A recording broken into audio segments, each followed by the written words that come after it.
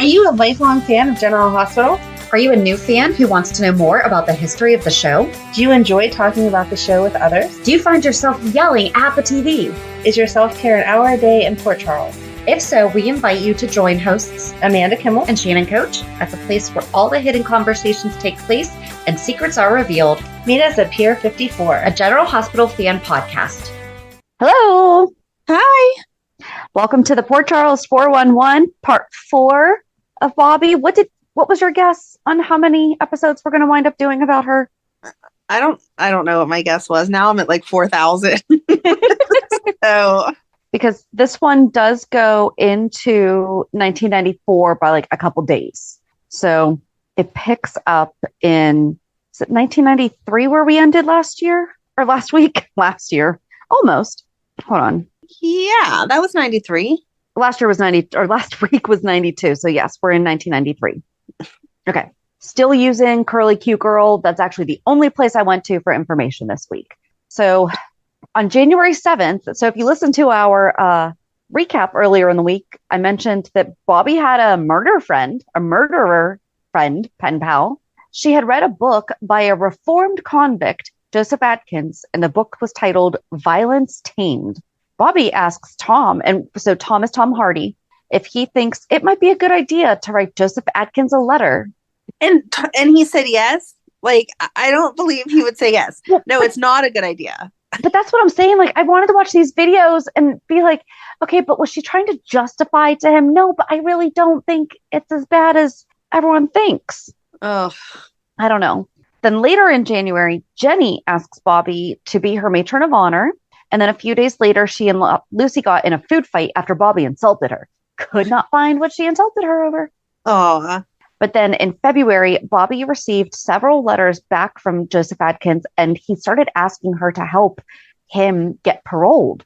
And so Robert's like, Bobbie, what are you doing? Why are you corresponding with a cop killer? Thank you. Killed a Thank cop. you, Robert. Right. And then February 19th, Meg tells Bobbie that 3 men have escaped from Attica prison, which that's a real prison. Mm-hmm.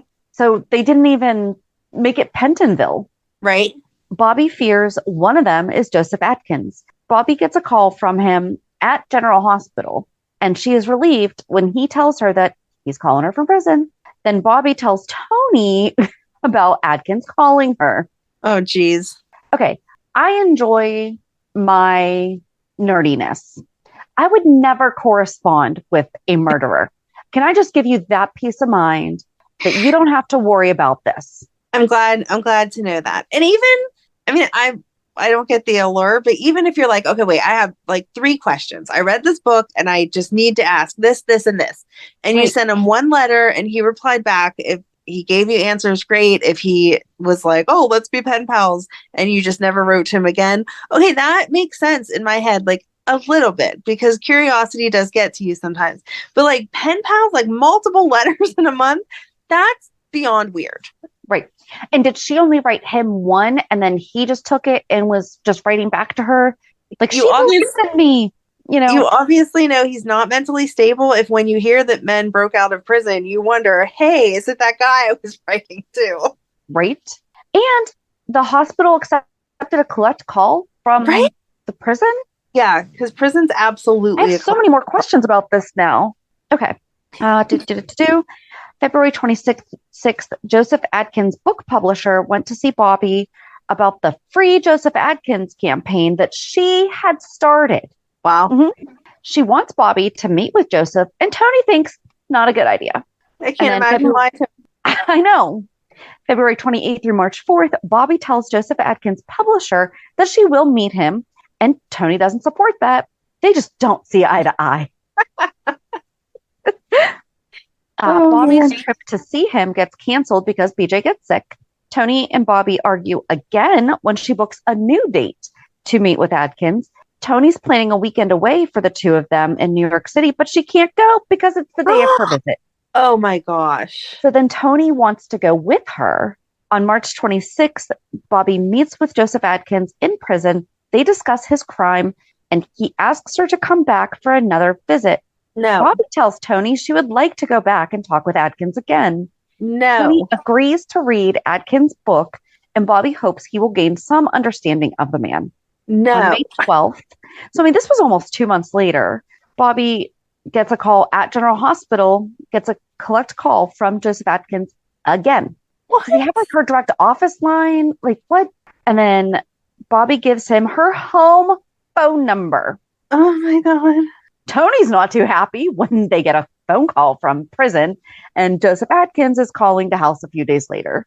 And then during all of this, Bobbie was also involved. Remember when Monica had that malpractice lawsuit going on with Yes. David Langston, because she had performed surgery on him and then didn't tell anyone, oh yeah, we used to be lovers.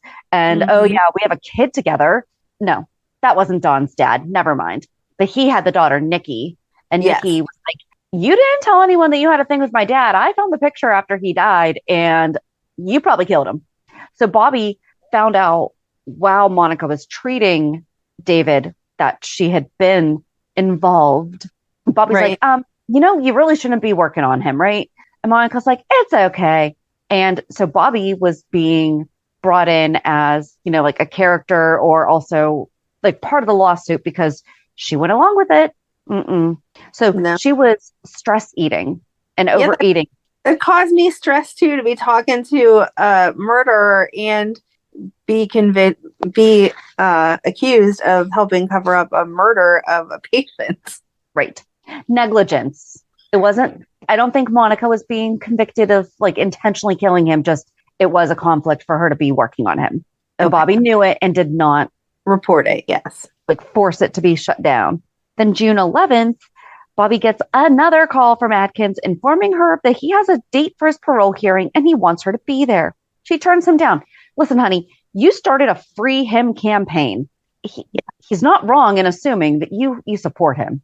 Bobbie tells Tony she has decided to cut ties with Atkins. On July 2nd, Felicia tells Bobbie that she got another call. She learns that Atkins did not make parole and threatens her for not helping him at the hearing. July 7th through 13th, Bobbie refuses a collect call from Atkins. Holly, Tiffany, Bobbie, and Felicia have some tea and girl talk at the brownstone, and Atkins threatens Bobbie when she rejects another one of his phone calls. Tony and Bobbie plan a romantic dinner, and Tony has to cancel. Bobbie and Tony learn that Atkins has escaped from prison, and Bobbie tells Tony that Atkins threatened her in their last phone call.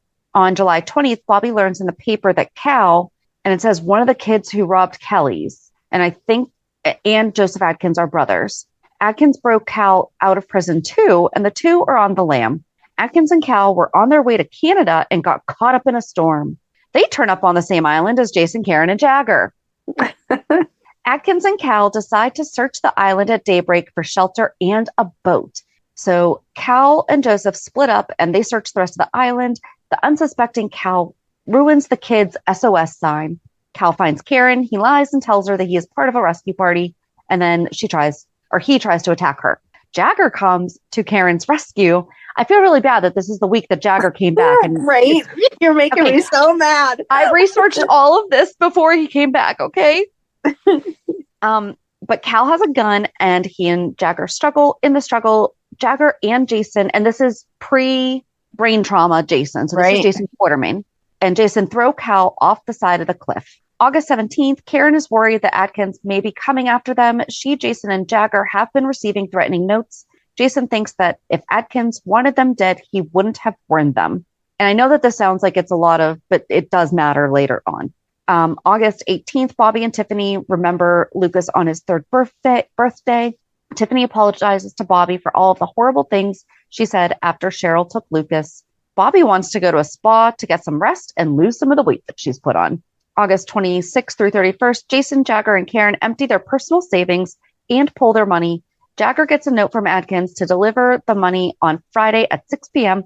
Jason steals some of Edward's coin collection to come up with money to pay off Atkins. Jason covers when he gets caught by Lila with the coins. Jagger comes up with a way to get some quick bucks, and Jason has second thoughts about selling the coins. Karen follows Jason and Jagger to go steal a car. Karen covers for them when the police show up. Jason and Jagger steal a van, but Jagger only gets $500 for it. Karen gets a call from Atkins wishing them congratulations on stealing the van and selling it. He's been watching everything that they do. Then September 8th through 14th, Adkins calls Kelly's and demands Jason forge one of his parents' checks. Rhonda finds the threatening note and that Adkins sent to Karen. Sean questions Rhonda and she shows him the note. Sean confronts Karen and Karen claims that it was just a joke. A drunk AJ goes after Jagger for Jason's problems, and Jason did steal a check from his parents. Alan and Monica confront Jason about the stealing. He gets grounded. Adkins calls the kids with a location for the drop money, and Sean and Garcia have followed the kids to meet with Adkins. Cal pulls a gun on the kids and demands the money, so Cal's alive. Joseph just wants to get the money and split, but Cal has unsettled business with Karen and takes her hostage. Sean and the PCPD surround the warehouse. Jagger is shot in the commotion, and the PCPD arrests Cal, but Joseph gets away.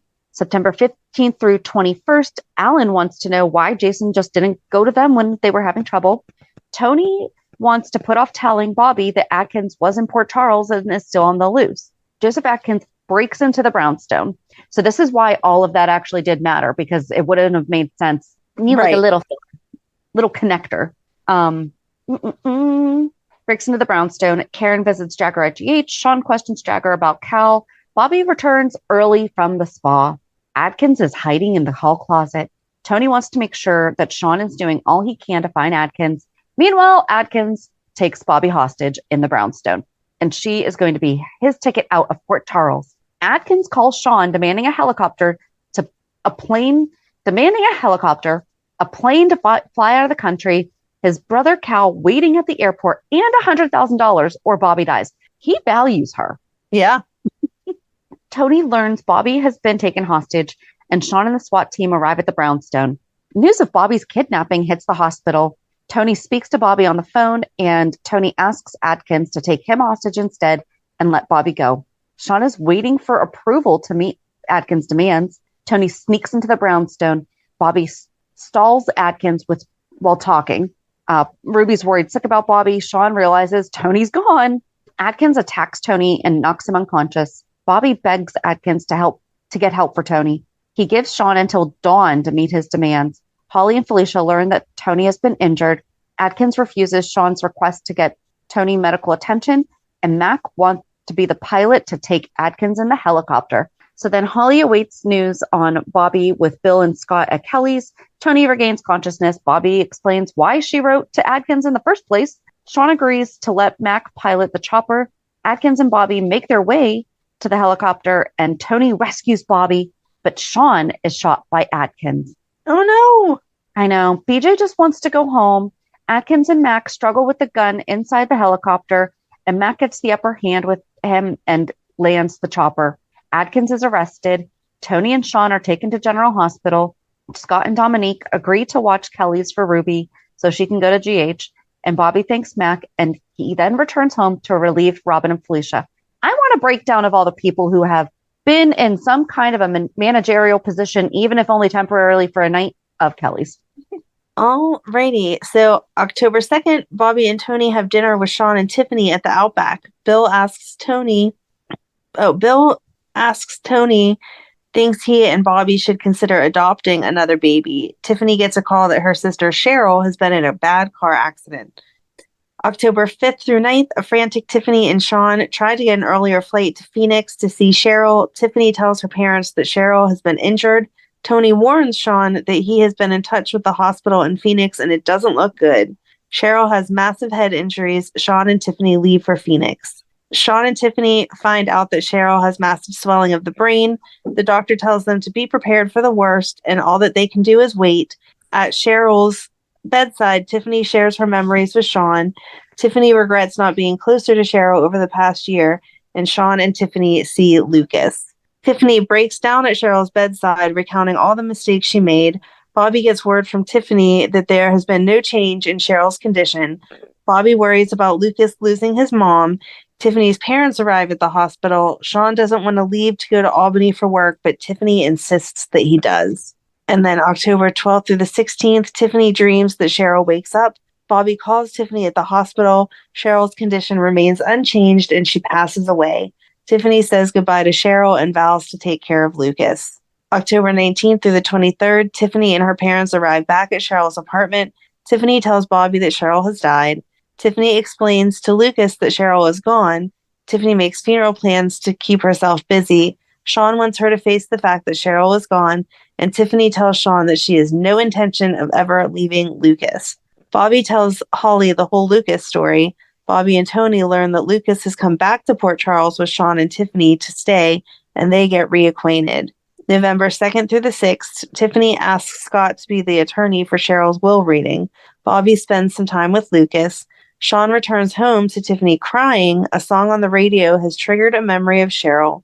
When Lucas gets a high fever, Tiffany calls Bobbie to help. Bobbie and Tony come over to Tiffany's penthouse to help. Tiffany is shocked when Scott tells her that Bobbie and Tony are in Cheryl's will. In Cheryl's will, she leaves Lucas to Bobbie and Tony. Dun, dun, dun. November 9th through the 13th, Tiffany flips out with the news that Bobbie and Tony will get Lucas.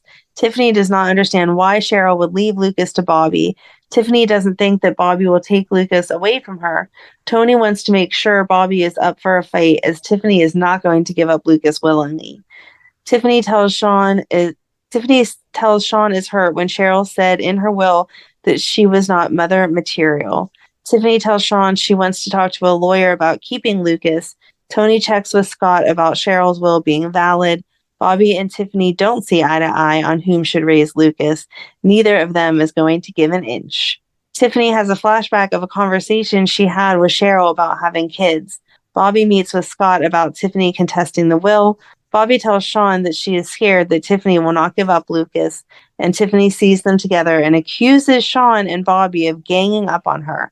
Tiffany is already making plans as she doesn't believe a judge in the world would take Lucas away from her, and Bobbie realizes Tiffany has no intention of handing over Lucas. So we had talked about this before, about the huge fight between Tiffany and Bobbie, and this is what it's all over. Yeah. November 16th through 20th, Bobbie wants Tiffany to drop off Lucas as soon as possible, and then Tiffany stalls until Sean steps in. November 23rd through 30th, Bobbie worries that Tiffany handing over Lucas to her may mean the end of their friendship. Tiffany apologizes for not handing over Lucas to Bobbie yet, but she needs more time. Bobbie agrees to give Tiffany more time with Lucas, and then Tiffany has second thoughts about joining the Joneses for Thanksgiving dinner, but they do go. And then December 1st through 7th, Bobbie wants Tiffany to bring Lucas over today. Bobbie and Tony see Lucy at Kelly's. Bobbie and Lucy snipe at each other. Tiffany avoids Bobbie. Sean questions why Tiffany has not turned over Lucas yet. Tiffany assures Sean she is calling Bobbie today. Tiffany returns home to find Bobbie waiting for her with Lucas.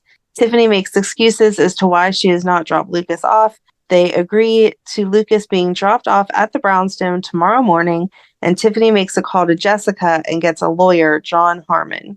Bobbie and Tony are still waiting on Lucas. Tiffany avoids Bobbie's call. Bobbie contacts Sean about Tiffany being a no-show. Sean returns home to find Bobbie and Tony there, but no Tiffany or Lucas. Tiffany refuses to hand over Lucas to Bobbie and Tony. She insists she is not giving up Lucas ever. Bobbie wants Sean to enforce the law where Lucas is concerned. Tiffany tells Sean that she has already contacted a lawyer to fight for custody of Lucas. Sean is angry with Tiffany for lying. Bobbie and Tony consult with Scott about the custody issue. Is Scott family law? I honestly don't know. Okay, I think he is, because I feel like that is what he tends to do most of. Okay, no offense to Scott, but like it sounds like they have some hoity-toity lawyer. I don't know that I'd still be going to Scott, but okay. Yeah, but it's the personal thing, you know? I guess, maybe. And then December 8th through the 14th, Tiffany tells Sean she is not backing down. Tiffany's new lawyer, John Harmon, tells her that they will go before the court next week. December 15th through the 21st, Tiffany tells Sean that no matter what the outcome of today's custody hearing, she is not giving up Lucas. At Lucas's custody hearing, the judge decides that both sides should prepare for a trial after the holidays. Lucas will stay with Sean and Tiffany until a permanent decision is made. Tiffany wants to celebrate her victory in court. She takes Lucas to see Santa and runs into Bobbie and Tony. December 22nd through 28th, Tiffany decides that she and Lucas will not be going to the GH Christmas party. Sean knows that Tiffany is trying to keep Lucas away from Bobbie and Tony. I don't know what the rest of that sentence meant. Oh no. We're good. Where were you? Sorry, I was looking at something real quick. Oh, that's okay. Sean knows that Tiffany is trying to keep Lucas away from Bobbie and Tony, and then it says, period, a bell as a Christmas gift. Oh, just ignore that. Like, I just probably copied something that shouldn't have been Yeah, copied. that's why I just didn't know if it was like Bobbie had tried to give it to him, or like what happened. So Maybe, but I don't know. But anyway, Edward tells Tracy he knows she is hurting, and she cries on his shoulder. Bobbie invites Tiffany and Lucas back to the brownstone, but Tiffany declines. Sean insists they stop by. Bobbie gives Lucas his Christmas present, and Bobbie and Tiffany manage to get along. December 29th through January 5th, Tiffany wants to re-engage on going no, why am I adding letters? Tiffany wants to renege on going to Bobbie's for their court-ordered supervised visit with Lucas. Sean makes her go, and they bring Lucas over. A social worker surprises Sean and Tiffany for a home visit. A social worker visits Tony and Bobbie at the brownstone and interviews them. So now in 1993, January 6th through 12th, Bobbie sees Lucas at the park and takes him to General Hospital when he complains about his stomach hurting. Bobbie arrives with Lucas, and Tiffany learns that Bobbie has taken him to General Hospital. And when she gets there, she finds that he is unconscious. Tiffany and Bobbie are worried that Simone will not be able to stabilize Lucas's blood sugar levels. Simone tells Bobbie and Tiffany that Lucas will be fine. Bobbie and Tiffany argue when Bobbie insinuates that she and Tony are better capable to take care of Lucas. Tiffany refuses to let Tony see Lucas at General Hospital. Sean tells Bobbie and Tony that he will talk with Tiffany. January 13th through 19th, Sean is upset with Tiffany over her manipulation of Lucas. Bobbie and Tiffany come to blows again. Sean is angry with Tiffany for arguing with Bobbie after what happened with Felicia, and Tiffany calls social services. January 21st through 27th, a social worker meets with Bobbie about her not being truthful about her past. Bobbie learns that a phone call was placed and is sure that it was Tiffany that tipped off a social worker. At the courthouse, Bobbie confronts Tiffany, and Sean breaks up the fight. Bobbie tells Scott that Tiffany set the ground rules and she can play dirty too. Sean learns that Tiffany called social services and tipped them off to Bobbie's past. She needs to see Scott immediately about the custody case. Bobbie tells Scott that she wants to dig into Tiffany's past. Scott tells her he wants no part of her plan. Bobbie wants Mac to recommend a good PI. Marco overhears them talking and he offers his services, but she turns him down. He was a businessman / con artist / pimp / private investigator. A man of many talents. He had a very diversified portfolio. And then Tony was not happy with Bobbie looking into hiring a PI. Marco gets the scoop on Bobbie from Amy, jeez. And he convinces Bobbie to hire him. January 28th through February 3rd, Marco looks into Tiffany's past and fishes around Lucy for information as well. Marco asks Tracy for the dirt on Tiffany, and then he goes to Bobbie for more cash as he needs to go to LA to check on Tiffany's past. Sean tells Tiffany that she may lose more than she bargained for if she continues to tear down Bobbie in a custody case. Tiffany smooths things over with Sean, and they make plans for a romantic dinner. Sean and Tony are relieved when Tiffany and Bobbie are civil to each other when they meet at the Outback.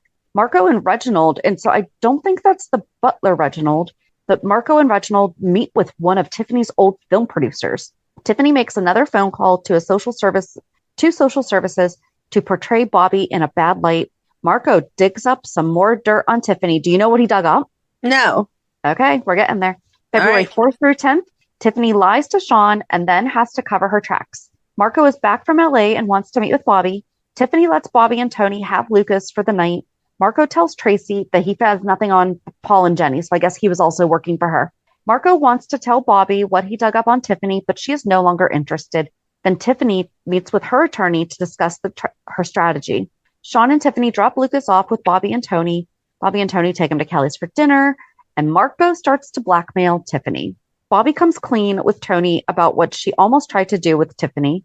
Marco wants $50,000 from Tiffany for his silence on her past adult film career. Okay. Yep, that rings a bell. Tiffany pays off Marco, and it covers with Sean. Sean learns that Tiffany is still looking to smear Bobbie. Sean confronts Tiffany, and then he walks out on her and moves out.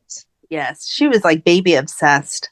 Then February 11th through 17th, Tiffany is desperate to talk with Sean, who is avoiding her messages. Sean tells Mac about his issues with Tiffany. Bobbie tells Tiffany that no matter what happens in the custody trial, she is happy they will not be enemies. So Bobbie thinks they're like on good grounds now. Right.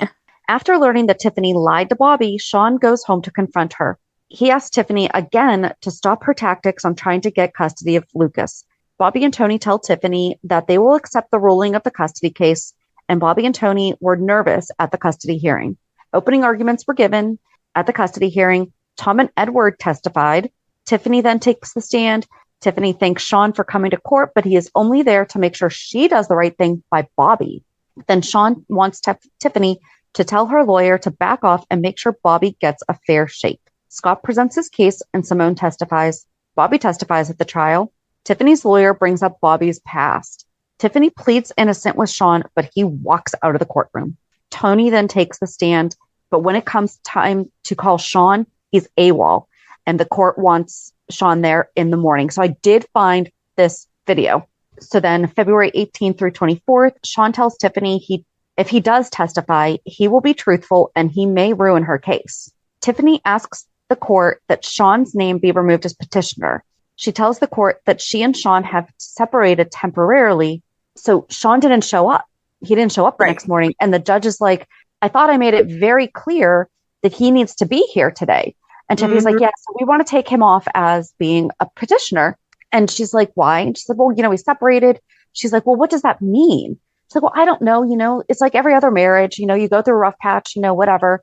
And the judge is kind of like, yeah, but you're saying you also may not get back with your husband. Right.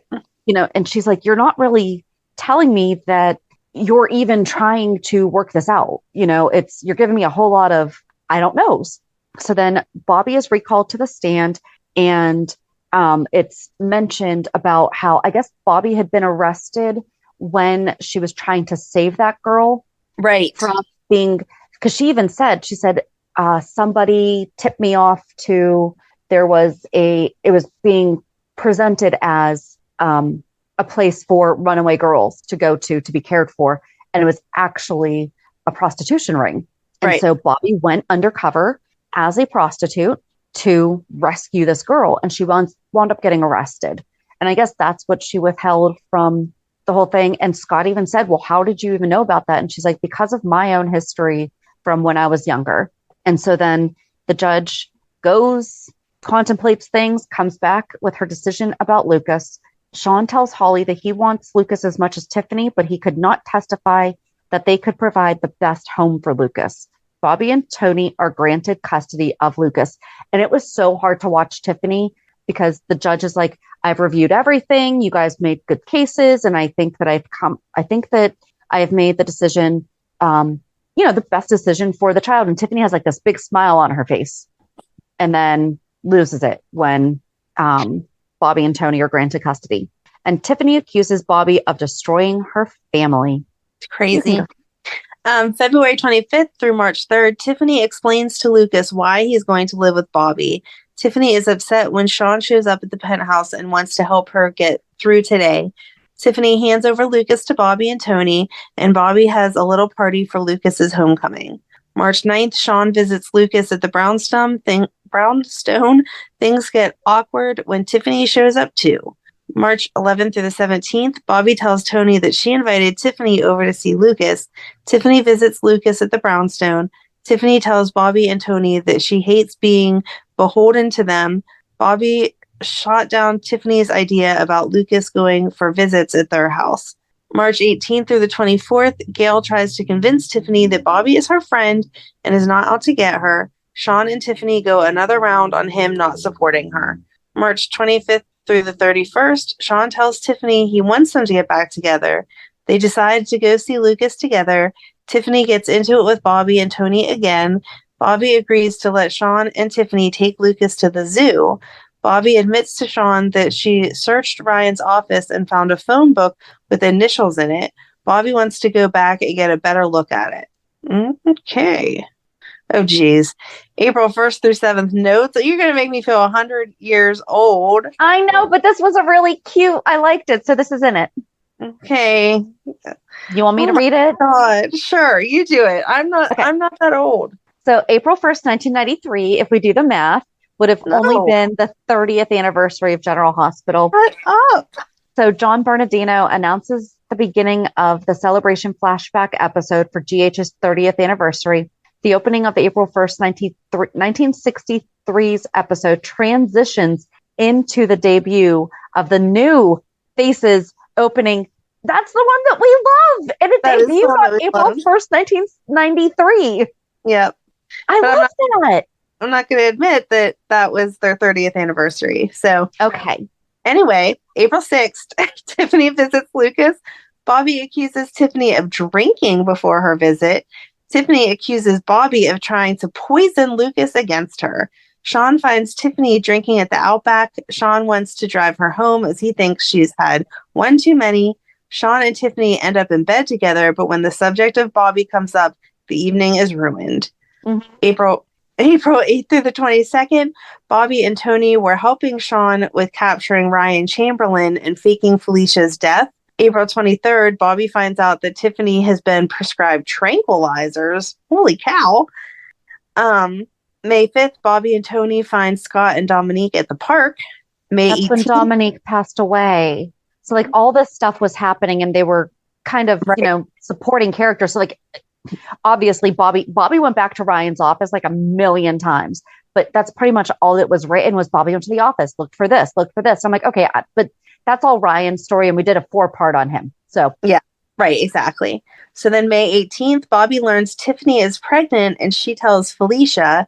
May 31st, Monica and Bobbie operate on Audrey. July 5th. I don't know why. It's fine. Tiffany returns home to find Lucas with Bobbie waiting for her. Bobbie senses that something is wrong with Tiffany, but Tiffany insists she is just tired and emotional from her pregnancy. After Bobbie leaves, Tiffany breaks down. This was when Sean had cheated with Jessica. Darn Sean. July 7th through the 20th, Sean tells Felicia and Mac that Dr. Meadows thinks Tiffany may lose the baby. He fears that if Tiffany does lose the baby, they will never get back together. Tiffany thinks that Bobbie knew that Sean was sleeping with Jessica and didn't tell her.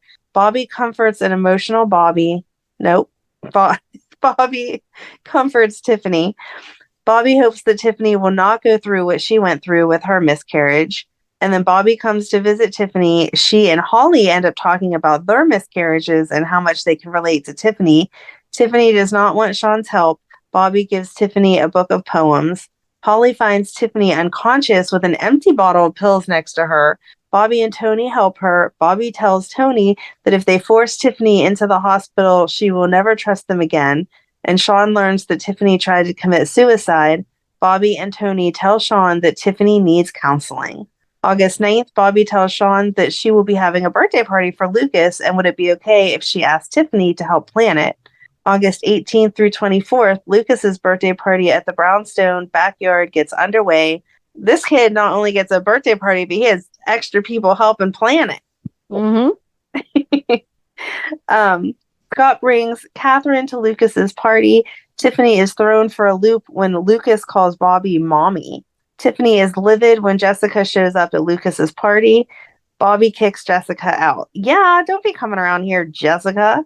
A few days later, Sean tells Bobbie that Jessica is pregnant and he needs her help to make sure she's not lying. Bobbie confirms the pregnancy. Tiffany tells Bobbie she can sense something's off with Sean. Over the next few months, Bobbie is a supporting character in the continuing story of Tiffany, Sean, and Jessica. She also helps Monica fake the appearance of having an affair to make Alan jealous. Still, things were going on with Ryan, and she and Lucy bicker a few times at the hospital, but they don't tell you exactly why.